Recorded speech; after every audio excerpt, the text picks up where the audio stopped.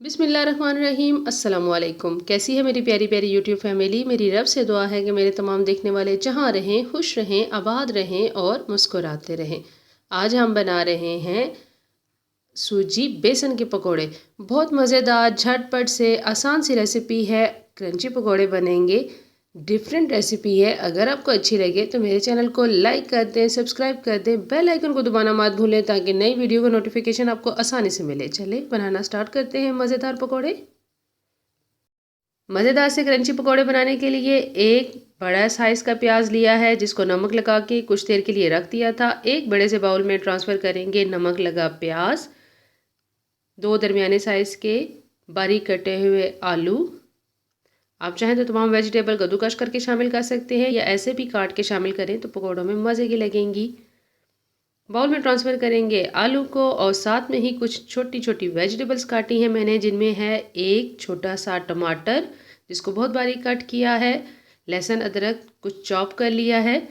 Optional है, पसंद हो तो डालें, ना पसंद हो तो ना शामिल करें। दो बारीक कटी हुई हरी मिर्च है और 2 चम्मच है हरा धनिया। 1 चम्मच भर के जाएगा लाल मिर्ची पाउडर। नमक अपने टेस्ट के लिहाज से शामिल करें। मिसालों को आप अपनी मर्ज़ी और पसंद के मुताबिक चेंज भी कर सकते हैं। धनिया पाउडर है 1 चाय का चम्मच, अच्छा सा कलर लाने के लिए आधा चम्मच हल्दी पाउडर, गरम मसाला पाउडर 1 चाय का चम्मच, कसूरी मेथी जाएगी इसमें आधा चाय का चम्मच, डिफरेंट फ्लेवर लाने के लिए चाट मसाला 1 चाय का चम्मच और शामिल हम कर रहे हैं इसमें 2 चम्मच भर के बेसन के। और इसको डिफरेंट और क्रंची फ्लेवर देने के लिए शामिल करेंगे 2 से 3 चम्मच बेसन ले लेंगे और साथ में ही शामिल कर देंगे 2 चम्मच भर के सूजी के। जितना आप बेसन लेंगे इसकी हाफ मिकदार आपने लेनी है सूजी की।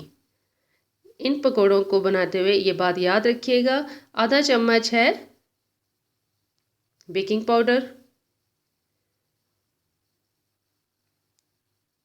ऑप्शनल है, पसंद हो तो डालें, ना डालें तो भी कोई बात नहीं, लेकिन मीठा सोडा डालने से पकोड़े ऑयल कम ऑब्जर्व करते हैं और बहुत मज़ेदार से क्रंची बनते हैं, थोड़े फूले फूले। बहुत कम पानी शामिल करके इस मिक्सचर को मिक्स करना है। ज़रूरत हो तो पानी शामिल करें, ना ज़रूरत हो वेजिटेबल पानी छोड़ दे तो पानी मत शामिल कीजिएगा। मिक्स करेंगे और 5 मिनट के लिए रख देंगे मिक्सचर को। इन मज़ेदार से पकौड़ों के मिक्सचर में हमने शामिल की है सूजी। तो सूजी को शामिल करने के बाद 5 से 7 मिनट के लिए कवर करके रखें। इसके बाद पकौड़े बनाना स्टार्ट करेंगे तो आपके बहुत मज़ेदार से क्रंची पकौड़े तैयार होंगे। पानी की ज़रूरत नहीं है, इतना ही गाढ़ा ये पकौड़ों का मिक्सचर रखना है। कढ़ाई में लेंगे ऑयल, थोड़ा गर्म होने देंगे ऑयल को और 1 बाय 1 तमाम पकौड़ों को हमने फ्राई करना है।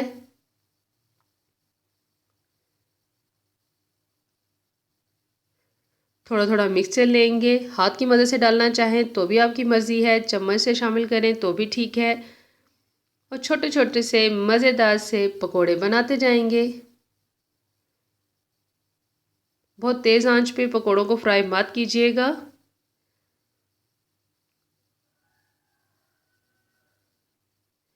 दरमियानी आंच के ऊपर अच्छा सा पकोड़ों को कलर आने देंगे। इसके बाद हमने पकोड़ों की साइड चेंज करनी है। पकोड़े शामिल करने के फ़ौरन बाद से ही इसकी साइड मत चेंज कीजिएगा, इस तरह आपके पकोड़े टूट जाएंगे। पकोड़ा एक साइड से हाफ टर्न हो जाए इसके बाद इसकी साइड चेंज करें। और देखें हमने जो सूजी पकोड़ों के अंदर शामिल की है इससे पकोड़ों में कितना अच्छा सा कलर आ रहा है और आपको खाने में भी बड़े डिफरेंट और क्रंची पकोड़े लगेंगे। पकोड़े फ्राई करते हैं और लाइट सा गोल्डन कलर करने के बाद इनको डिश आउट कर लेंगे।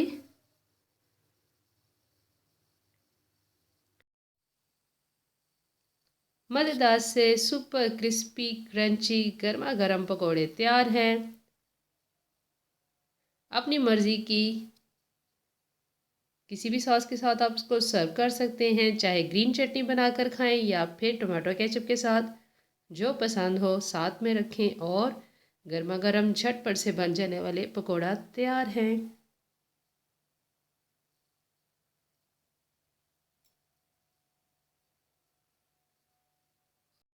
ये थी मेरी आज की सूजी बेसन पकोड़ा रेसिपी। बहुत आसान और झटपट सी रेसिपी थी। मेरे स्टाइल में इन पकोड़ों को भी आप रमज़ान में ज़रूर ट्राई कीजिएगा, आपको अच्छे लगेंगे। अगर आपको मेरी ये आसान आसान वाली रेसिपीज़ पसंद आ रही हैं तो काइंडली मेरे चैनल को लाइक कर दें, सब्सक्राइब कर दें, बेल आइकन को दबाना मत भूलें ताकि नई वीडियो का नोटिफिकेशन आपको आसानी से मिले, जो कि टोटली फ्री है। दुआ में याद रखिएगा, अपना ख्याल रखिएगा। जज़ाकल्लाह।